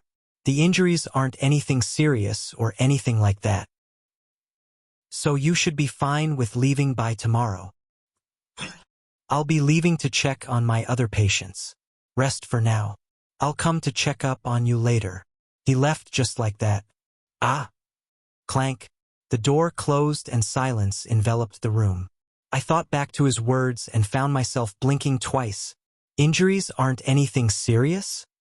Broken collarbone, 3 fractured ribs, a punctured lung, spinal fracture. Should be fine to leave by tomorrow? This, haha. I couldn't help but laugh. Although this was another world, it still left me stunned. Fucking ridiculous. What is? No, it's... I abruptly looked to my left, and my eyes widened. When did she? Leaning against the nearest table, her long, flowing black hair draped down her shoulder as she cocked her head. Her appearance was so blinding that I struggled to comprehend what was before me. So? What's so ridiculous? Memories started to flood my mind, and I felt my face stiffen. Took me no time to figure out who the woman before me was. One of the 7 monarchs. The one who was closest to the zenith. Delilah V. Rosenberg. Chapter 28. Assistant 1. What? The words were stuck in my mouth. I had a hard time understanding the situation. No, not quite. An idea formed in my mind shortly after, and I was able to calm myself down. You're here regarding the incident. This much should have been obvious. Once my mind calmed down and I processed my situation, I got a picture of the situation. Perhaps you want a report? My side of the story regarding the situation. The words flowed out of my mouth smoothly. I had been puking just moments prior, and my head was still throbbing, but even in such a state I was able to think clearly. My pain had not been for nothing. I can do that, but I'd like to know something in return. Delilah didn't answer and just stared at me. With her arms crossed, she casually leaned her head back. I felt a shiver run down my body as her gaze swept my body. It felt intense, and the hair at the back of my neck rose. As expected of one of the strongest people, just standing next to her feels pressuring.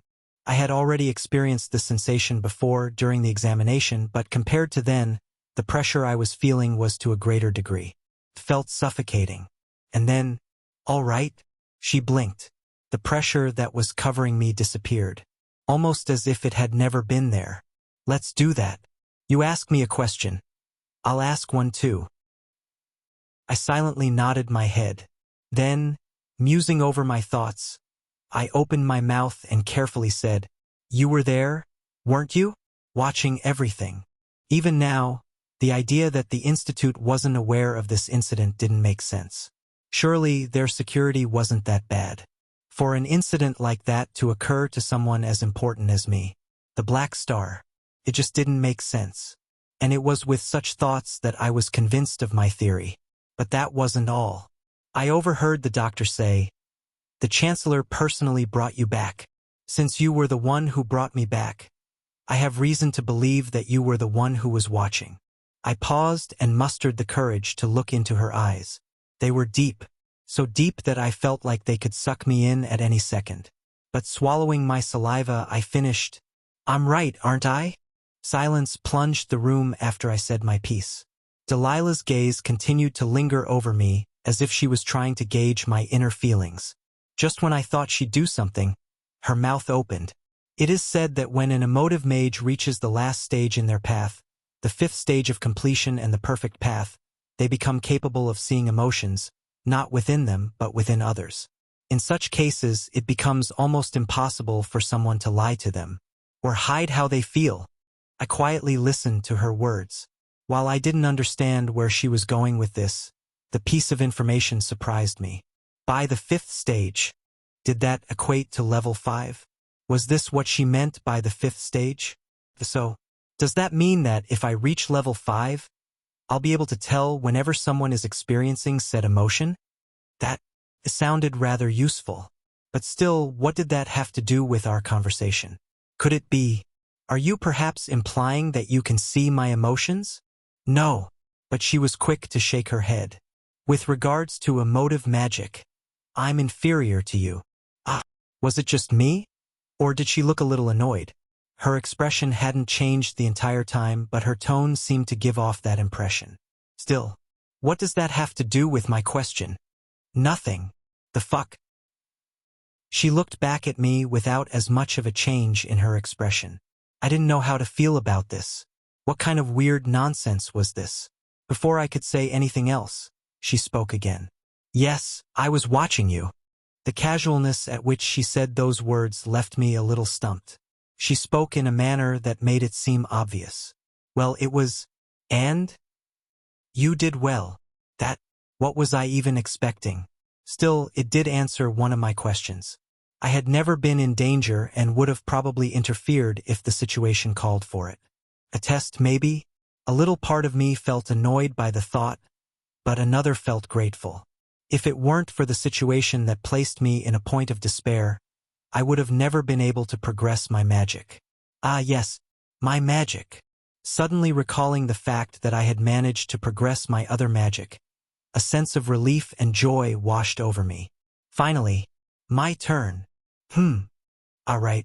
She also had a question. I prepared myself to hear what sort of question she had for me. I too was curious.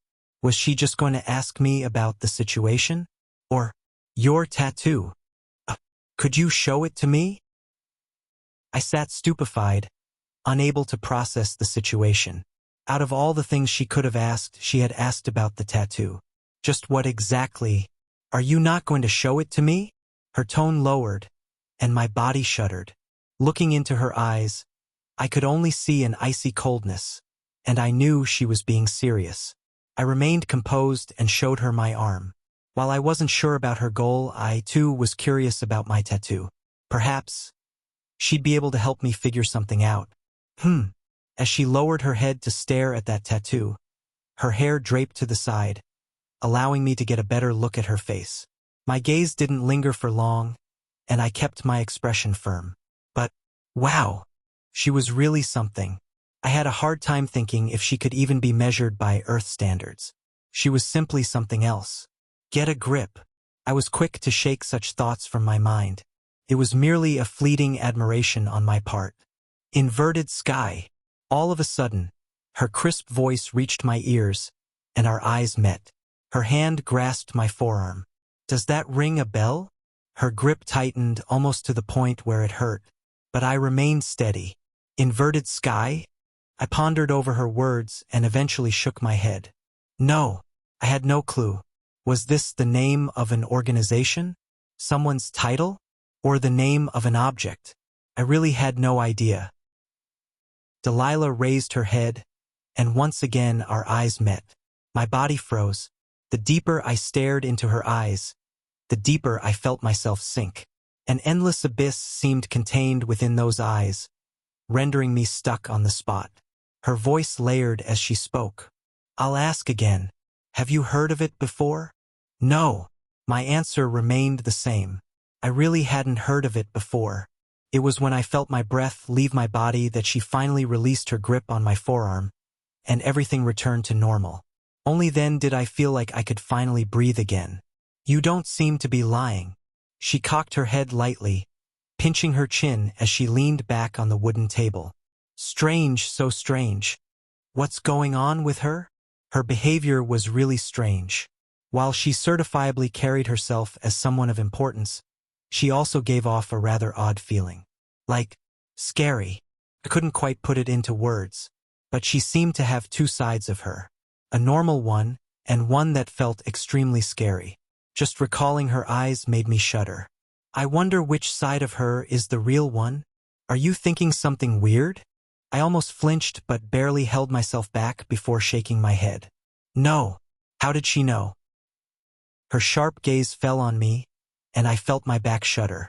Thankfully, it was only for a brief moment before she said, Your extracurricular activity. The comedy club. Yes. Why was she suddenly bringing it up? I've put your application on hold. Hold? Why? She didn't answer immediately and stared at me.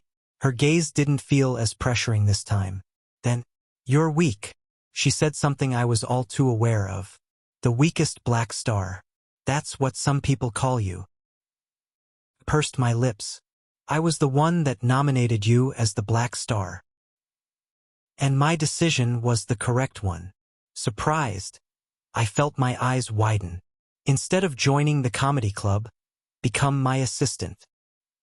I won't be able to teach you much, and I won't protect you, but whenever I'm free, you can ask me for advice. You're talented in the emotive field, but untalented in the other. For the first time, her face showed signs of cracking. That fifth state I told you about. Her lips gently pulled up. I wonder if you can achieve it. Her figure gradually blurred, disappearing from my sight like a gust of wind, but not before leaving a few words behind. Think about it. Like that, she was gone. I stood blankly on the spot for a couple of seconds before finally snapping out of it. Did the one closest to the zenith just ask me to become their assistant? This is ridiculous. The entire situation was. Her motive was rather obvious. For whatever reason, she wanted to observe me. It perhaps had something to do with the tattoo on my hand, but I wasn't sure. For now, it seemed to be the most plausible reason. Should I refuse the offer? It was certainly a good offer. However, I also understood that it wasn't one without its motives. But the more I thought about it, the more I realized how beneficial it was to me. To have someone as strong as her occasionally give me tips on an area I lacked. How many people would be jealous of that? She also wasn't forcing me to become her assistant. It was an offer. Whether I took it or not was up to me. Krihak. The door of the room opened all of a sudden, and a familiar figure entered. With a cast over his arm, he didn't look to be in the greatest of conditions. Right, he also must have. I was the first one to speak. I take it you didn't have a great time. I did not. He looked at me up and down. You seem to have had a better time. Ha, yes. My entire body felt like it was breaking.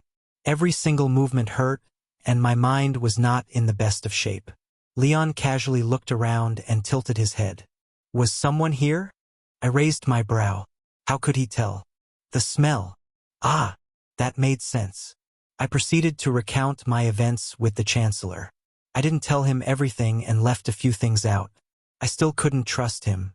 But I told him about the general situation and her offer. His response after hearing all of it was, "You should take the offer. You think. It's a great opportunity for you. I wouldn't reject it if I were you. It's much better than." He stopped his sentence there as I noticed his left brow twitch. Cocked my head.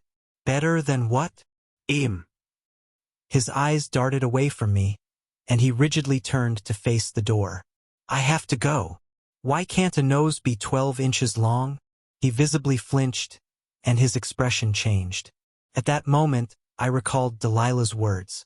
It is said that when an emotive mage reaches the last stage in their path, the fifth stage of completion and the perfect path, they become capable of seeing emotions. Staring at Leon, I could certainly see it. The emotion he was feeling. Fear. Had I already reached that stage? Obviously not. But, Staring at Leon, I nodded my head. Poor soul. Because then it'd be afoot. Chapter 29. Assistant 2. It was after 2 days that I was finally allowed out of the infirmary. Though I was released, my body was still in pain. I hurt all over, and every single movement made me flinch. Wham! I was also rather sleepy. The pain made it hard for me to sleep. I was the type of person that moved a lot during their sleep, so what a pain. The current time was 5:30 p.m. It was currently Monday, and the week had already started. Because it was already so late, I had pretty much skipped all the lessons that I was set to attend. It was a bit of a pity considering that I was already lagging behind compared to the others. But what could I do? At least I can use magic now. This wasn't exactly the most ideal situation for me. Thankfully, all hope wasn't lost. The extracurricular activities were set to start today. My choice was already set. I was going to accept Delilah's offer to be her assistant. Whether her goal was to keep a close watch on me or something else, I didn't care. If it was going to benefit me, then so be it. I will do anything to get stronger. I'm glad you decided to take my offer. Delilah stood waiting for me at the entrance of the Rottingham Hall. I thought her appearance would attract the attention of all those around us. But, how weird. Nobody was glancing our way. It was almost as if we didn't exist. Why, that was when Delilah's voice reached my ears. I've cast a spell that makes it hard for others to notice our presence. Ah! To think that there was such a spell. Impressive. Come, follow me. Tak. Her heels gently clicked against the marble floor as she walked into the hall. I followed her from behind. Wow! As we walked, I couldn't help but admire the interior structure. The building had a square shape, featuring a large opening at the top for sunlight. In the middle of the hall, there was a spacious garden with neatly arranged flowers, trees, and benches. Adjacent to the garden, small pillars separated it from the corridor where we were walking. It was a breathtaking sight, one that I didn't want to take my eyes away from. It's nice, isn't it? Delilah continued to lead me forward, her eyes never once looking at the garden to our left. You might as well get used to it since you'll be working with me from now on. Right? We continued to walk for a bit before going up a flight of stairs leading up to the second floor where we finally stopped in front of a large wooden door. Delilah stood in front of the door for a couple of seconds without saying a word. Just when I thought something was wrong, she twisted the door and opened it, revealing her office space. I stopped dead in my tracks and looked up. We both stood at the entrance without saying a word. That was until I felt compelled to speak. Quit. I'm allowed to quit, right? No. A flat-out refusal. Expressionless, Delilah surveyed her surroundings before making her way to her desk positioned at the room's far end. The desk was situated right behind a large window that flooded the entire space with natural light. As she headed for her desk, Delilah carefully walked around the stacks of papers and wrappers that littered the ground. How would I even begin to describe this place? A dump? A mess? I'm a very busy person. Delilah went on to say. I don't have time to clean up. She sat down on her desk and reached out for her drawer where even more wrappers spilled. As her hand dug into the drawer, her brows knit together before finally relaxing as she took out a chocolate bar. Unwrapping it, she tossed the wrapper to the side before placing the bar in her mouth. Her eyes squinted the moment the bar entered her mouth. But all I could do was stare at the wrapper that fell to the ground. Don't have time to clean up? What sort of nonsense? What? As if noticing my expression, Delilah turned to look at me. I didn't say anything and just stared at the wrapper on the ground. Ah! And then, as if realizing, her head turned. Force of habit. At least she was honest. I honestly didn't know how to feel about the situation. On one hand, I started to think that maybe I had fallen for a trap. That her goal in having me become her assistant was so that I could help her clean up. But I knew this was ridiculous. Someone of her stature could surely hire someone to clean up her mess. On the other hand, I was stumped. One of the 7 monarchs. The one closest to the zenith. Was this her real personality? I wasn't sure how to feel. So, Delilah's voice reached my ears. I turned to look at her. Staring at me with an expression of utmost seriousness, she glanced around. She didn't say a word, but her meaning was clear. Only that, I pointed toward my mouth. You've got. There were over 100 different extracurricular activities that were offered to the first-year cadets. Amongst them, the most popular were magic theory and expertise, and sword unification and mana composition. Because the 2 clubs shared similar elements, today the classes were unified. A group of 4 stood at the end of the training room. What happened to you? Why did you skip today's lessons? Each of them was dressed in robes, and their appearances and demeanor attracted the attention of all those present. Couldn't be helped. They were the top 4 rankers of the first year. Leon, Aoife, Evelyn, and Luxon. Can't you see from his hand that he got injured? These were the words of Luxon, a young man with brown hair and deep blue eyes. He was ranked 5th amongst the first years, and just like Leon, he was a knight. Yeah, I noticed. Evelyn, who was staring at Leon's hand, tilted her head. How did yo? She stopped herself mid-sentence and her eyes opened. Ah! There was someone else that had been missing today. Could it be? She looked at Leon, who was blankly staring into the distance, his thoughts unknown. It's probably not what you're thinking. Aoife, who had been quiet the entire time, finally spoke. No. If the 2 of them really fought, I don't think the situation would be as quiet as this. The 2 of them would be in the disciplinary hall. Right? Fighting among cadets was prohibited. If cadets were caught fighting against each other, they'd be severely punished by the school board. Still, such rules couldn't stop Evelyn from overthinking. But what if they fought without the Institute knowing? Would the Institute interfere then? And if they really had fought, who won between the 2 of them? Never mind that. Luxon switched up the conversation.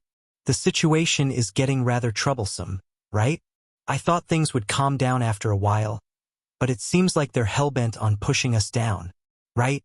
It's getting quite annoying. Factions were already starting to form between the first years.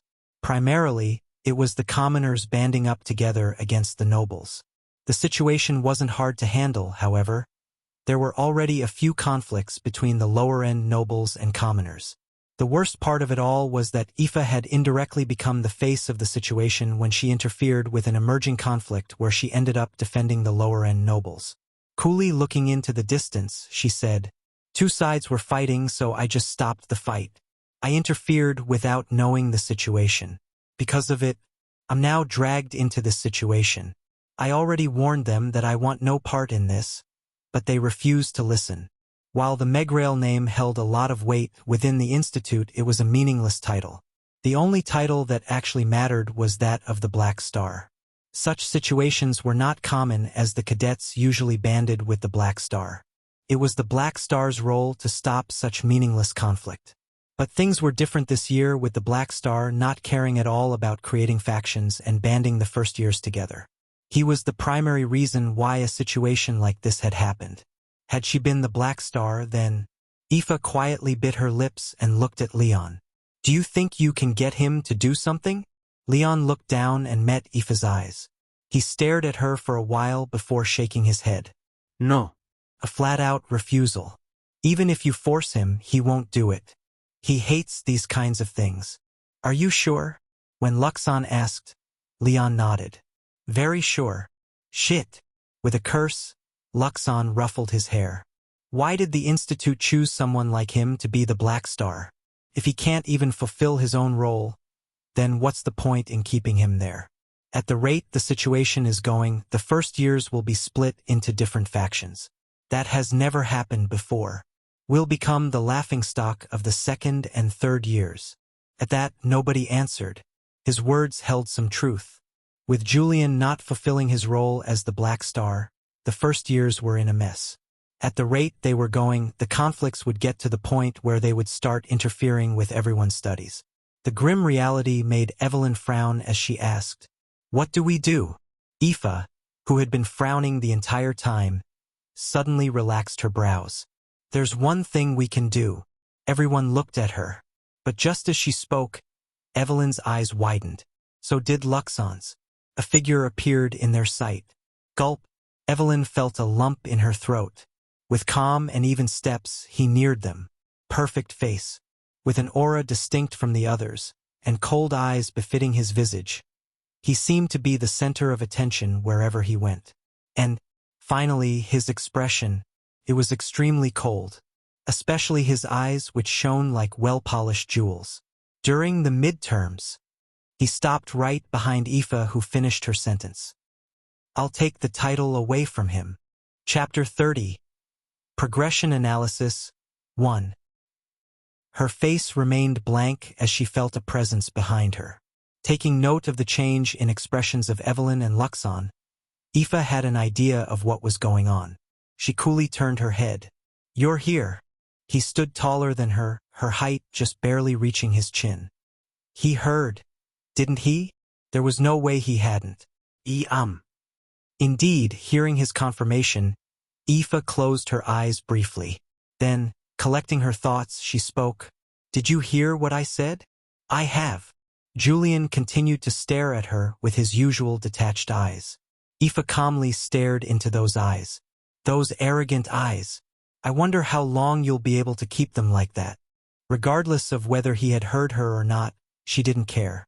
Her goal had always been to reach the top. Become the zenith. The fact that she wasn't ranked first in her year was already a huge blow to her ambition. It wasn't something she had expected. And for there to be two people who stood above her, how could she accept something like this? Therefore, the Black Star is not just a title. It is something that comes with responsibility. The situation is as is because you aren't doing your job. Aoife didn't care if she came off as uptight or annoying. There was a little truth in that. She was self-aware of that much. However, her words were the truth and the truth only. It is your duty to make sure that all sides get along. Not me, but yours. Aoife expected Julian to say something back, refute her words, and dismiss her in some way. Give her an excuse to openly challenge him. However, that never came. Julian's expression eased and he took a step back. Without saying a single word, he turned around to glance into the distance, where the other students were. "What am I supposed to do?" Aoife's brows raised in surprise. Her reaction was the mildest one. The one who had the greatest reaction was Evelyn, who opened her eyes and looked at Julian with an expression that seemed as though she couldn't believe what she was seeing. No, she really couldn't believe what she was seeing. "I never asked to be the Black Star." He started to speak while glancing into the distance. His hazel eyes shone under the light of the sun, while his well-kept hair swayed lightly under the breeze. Aoife quietly listened to his words, her hands silently tensing. She was expecting him to look at her in disdain while saying something along the lines of, "Do it yourself. Don't bother me with these meaningless tasks." She could already envision the scene in her mind. But just because I didn't ask to become the Black Star doesn't mean that I don't care for it. I have it, so I'd like to keep it. However, to her surprise, he did none of that. Rather, he did something completely out of her expectations. So, lowering his head slightly, he deeply looked at everyone present. Tell me what I'm supposed to do when the time comes. Following his words, he walked past them. Aoife stood dazed even as his scent faded away. She just stood blankly on the spot. The same was true for the others. Did he just? Luxon was the first one to break the silence as his head turned to stare at the departing Julian. He turned to look at Leon. Didn't you say he wasn't going to do it? Was that just a lie? No. Similarly confused, Leon's head turned to stare at Julian's back. Judging from his expression, he too seemed shocked by the situation. Even though the situation turned out for the better, I don't like this. Without meaning to, I got swept in his rhythm. Aoife was annoyed. Her neck heated and her hands tingled. His mannerisms and the matter-of-fact tone he spoke with, it made it seem as though he was treating her as his servant. Why am I the one that is supposed to tell you? You said you wanted to keep your role but demand others to tell you how to do that role. No, if you really wanted to do something, you'd already have done it by now. Just say a word or two. Show them your presence. Interfere personally. We shouldn't be the ones to tell you what you're supposed to do. I'm not your secretary. What should we do? Should we gather the leaders of the factions to talk to him? Luxon asked tactlessly. Aoife secretly clenched her teeth and kept her expression firm. You figure that out amongst yourselves. She then went on to leave on her own. Aoife, where are you going? Tak. Aoife kept walking despite hearing her name getting called out repeatedly by Luxon. How laughable the entire situation was. She wanted his help. And yet, when he offered his help, she found herself growing mad. Hypocrisy?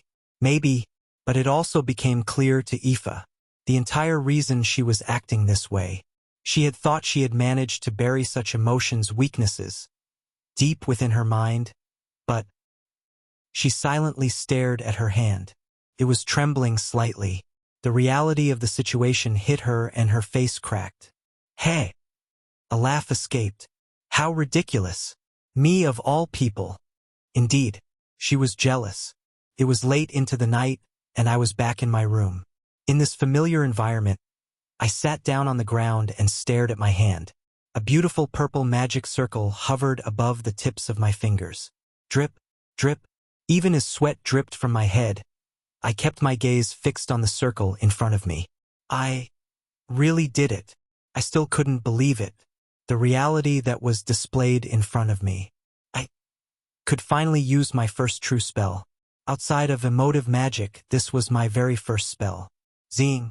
I gently lifted my hand up, inserting it into the magic circle which slowly moved down. Gradually, my hand started to change, turning completely purple. Just like last time, purple spots started to appear in my vision. The furthest one was all the way toward the end of the living room, about 15 meters away. Is that the limit of my range? I moved back and the purple spot followed after. Seems to be the case. I pushed my hand forward and lightly tapped on the spot. Swoosh! Tangible purple hands began to sprout from the ground. 1, 2, 3, 4. There were a total of 4. They rose from the ground and tried to latch on to whatever was on top of them. This persisted for several seconds before the hands shattered. H-A-A-A. By the time the spell was done, I was on my last breath. My mana reserves were almost depleted. I had been at it for quite a while, so it was only natural that I was tired. 5. That was the amount of times I could use the spell before running out of mana. My current limit. I lay on the floor with my arms wide. I was tired. I was exhausted. I was on my last breath. But, I think I was addicted. 10 a.m. Carlson Hall. The Carlson Hall was where the training grounds were located. The facility was extremely large, with over 1,000 square meters of space. It was massive. Today was an unusual class. Progression analysis. Every quarter we will examine the cadets' progression throughout the year. There will be 3 things measured in the test. First, mana quantity and quality. Second, physical fitness, and lastly, mind endurance. The professor in charge, a tall woman with long blonde hair and green eyes, Olivia J. Kelson, started to explain. With the Institute trying to ready you to enter the mirror dimension, it is important that we focus on all 3 aspects. Even if you are a mage, maintaining your body to a certain standard is necessary. In the chance that you find yourself in a situation where you can't defeat your opponent and are forced to run, your physical stamina will be an important factor. She went on to talk about the importance of each testing point and how it would benefit us in the long term. I carefully listened to each one of her words and made sure to take notes in my mind. I was still a stranger to this world, and although what she was saying could be perceived as common sense, not all common sense applied to me. There were certain things that I was unaware of. I will now divide you into 3 groups. There, you will follow your assigned assistant to take on the testing. Names started to get called out one by one. Alongside the names, she'd point toward a certain assistant. Ravenscroft Luxon, Dangrove Rose, Ellert Leon, Typerl Josephine, Megrail Aoife, Milne Kira, Verlick Evelyn, Ivinus Julian. When my name was called out, there was a certain pause before the professor frowned and pointed toward a large bald man. He stood tall, towering over my figure, and his thick eyebrows were knit into a frown as he stared at me. For some reason, I felt the impression that he didn't quite like me. Was it just me? Maybe. Could just be that he just looked intimidating. For now, under the watchful eyes of all the students and staff, I made my way toward my group. A couple of familiar faces entered my vision when I walked forward. More specifically, a girl with long white hair and red eyes. I stared at her for a brief moment, and as if she could sense my gaze, her head turned and our eyes met. Immediately, her face turned to one of displeasure. Loathing almost. I guess she still remembers the incident from before. The one regarding the cigarette. Indeed, that was my fault. I shouldn't have acted like that. Hurry along. We don't have all day to wait for you. A rough voice directed itself toward me. When I looked up, I saw the assistant professor glaring at me from the distance. Ah, this guy. He really did hate me after all. But why? Knowing about the possible agenda against me, I kept my mouth shut and joined the group. And as if I had some godly timing, the moment I joined the ground, the professor was done recounting all the names. I'm done over here. She looked toward the assistant professors and announced, "You may begin with the tests. Group 1, please head toward the physical test. Group 2, head for the mana test, and Group 3, please proceed to the mental test." We were Group 2, which meant that our test was the mana test. A part of me already dreaded the test, knowing that my performance was going to be awful, but at the same time, I couldn't wait for the test. What other people cared about me or whatnot, that was meaningless to me. What I cared about the most was seeing my current level. Get a general idea of my overall level so that I could gauge the areas I needed to improve on.